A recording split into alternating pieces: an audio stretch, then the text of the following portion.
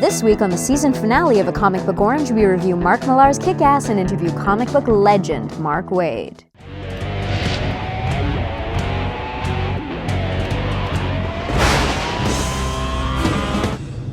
I shall become a superhero, and my name shall be Kick-Ass! What? Name's already taken. Comic by Mark Millar and John Romita Jr.?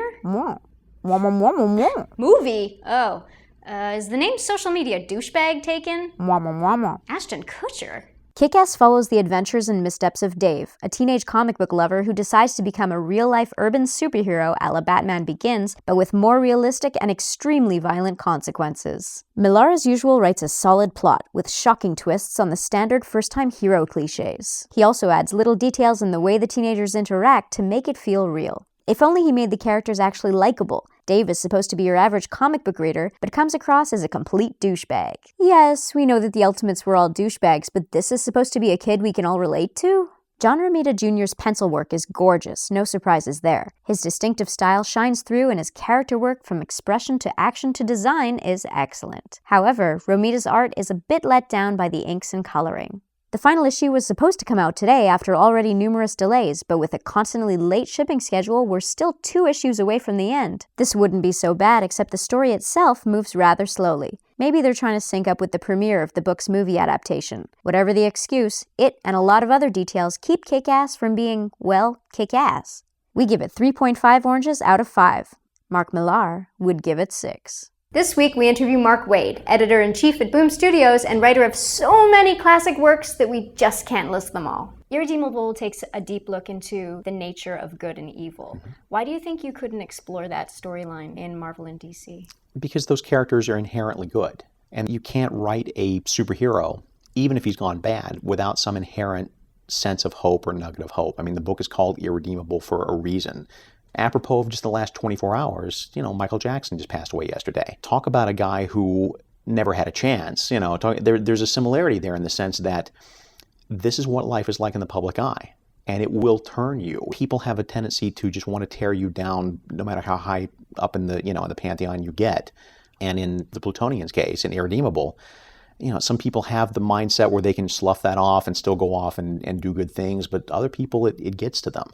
And that's really what I wanted to explore there, is if you're not emotionally stable enough, if you don't have the emotional bedrock that you would really have to be a hero all the time, regardless of how people felt about you. Strange comes out this fall. Yes. Now that he's no longer a Sorcerer Supreme, what sort of stories would you like to bring to the forefront? Well, what appeals to me about this character, and has always appealed to me about Doctor Strange, is that here's a guy who loves learning, because he spent his entire first part of his adult life learning how to be a surgeon, the best surgeon in the world. And then everything was taken away from him.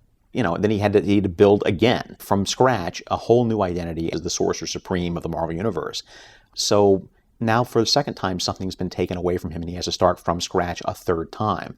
And that's the part that appealed to me. I mean, honestly, some of the best writing that anybody does has an element of autobiography to it. And at this stage in my own personal career, where I'm shifting away from writing full-time and more into doing some writing, but also doing a lot more editorial and teaching work, that I understood, because that's where Doctor Strange is now. That sense of, I'm not busy fighting Dormammu 24 hours a day. Instead, maybe this is a time for me to sort of take a sabbatical, and in that, find some other students, pass along what I know more actively than I have in the past. Boom Studios has been doing really well since it launched. Where would you like to take Boom in the future? To the moon. I like the niche we've carved out, where we do some licensed stuff, but we do it with real integrity so that it's still a comic book. It doesn't read like a failed film treatment, which is the drawback to a lot of guys and the way they produce their comics. I would like to keep doing that sort of thing. Clearly, we don't want to do 100% licensed material. I mean, even with the Pixar stuff doing well for us and the Fox Atomic stuff gearing up for us,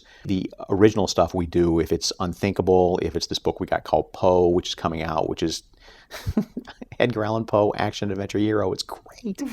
Any of that kind of stuff, I just, I know this sounds cliche and I know this sounds like a pat answer, but I just want to tell good stories. If we get media attention, that's great. If we can sell a movie, if we can sell a video game out of it, that's great, but that's gravy. What we really want to do, first and foremost, is tell good stories and make them comic books. For more information on Mark Waid, check out his Boom Studios blog at markwaid.com or follow his exploits on Twitter as @MarkWaid. Well, that's it for this season. Be sure to subscribe and leave us comments at acomicbookorange.com. And I'll see you after a month break for the 4th season of A Comic Book Orange.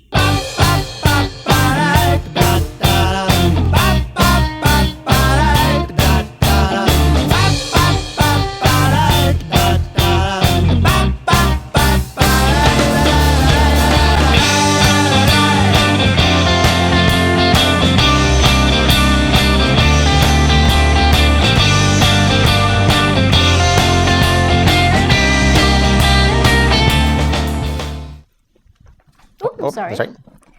Okay. All good. Okay, so, sorry. All right. I wonder if that got on camera. Yeah. Worse than my cat. Mmm.